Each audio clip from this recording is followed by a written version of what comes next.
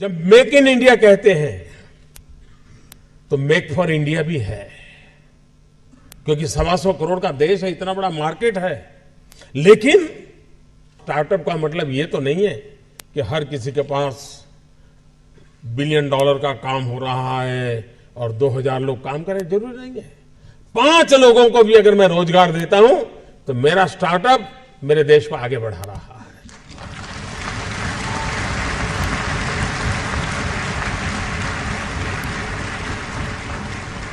एक psychological change लाना है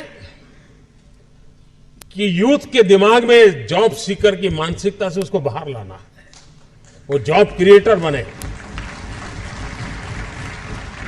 और एक बार उसके दिमाग में आ गया कि मुझे 2 लोगों की जिंदगी के बाद संभालना है, वो कर लेगा। ये काम आप नौजवानों के दिमाग से हो सकता है। और इसलिए मैं जब कहता हूं स्टार्टअप इंडिया, तो मैं मान के चलता हूं स्टैंड अप इंडिया। इसके लिए मुझे अलग सोच करने की जरूरत नहीं है। जिस देश के पास 800 मिलियन 35 से कम आयु के नौजवान हो, जिस देश के नौजवानों के पास टैलेंट हो, हाथ में हुनर हो, अपरंपार सपने हो और पूरी दुनिया में अवकाश ही अवकाश हो, क्या नहीं हो सकता है।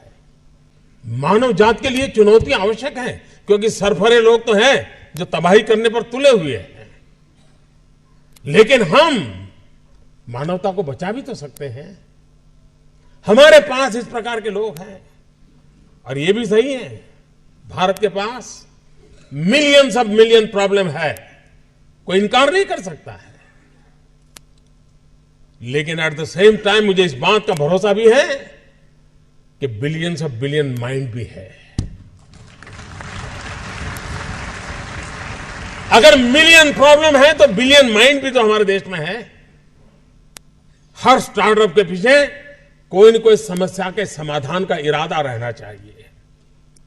और जब किसी स्टार्टअप के पास समस्या के समाधान का इरादा होगा तो उसकी संतोष का लेवल भी कहीं कुछ और होगा जी। जब किसी की जिंदगी में बदलाव लाता है तो उसको एक सेटिस्फेक्शन मिलता है।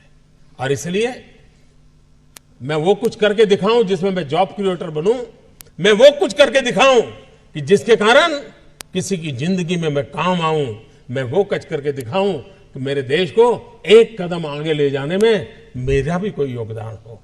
इतना भी अगर सपना लेकर के हम चलते हैं, हम बहुत कुछ कर सकते हैं।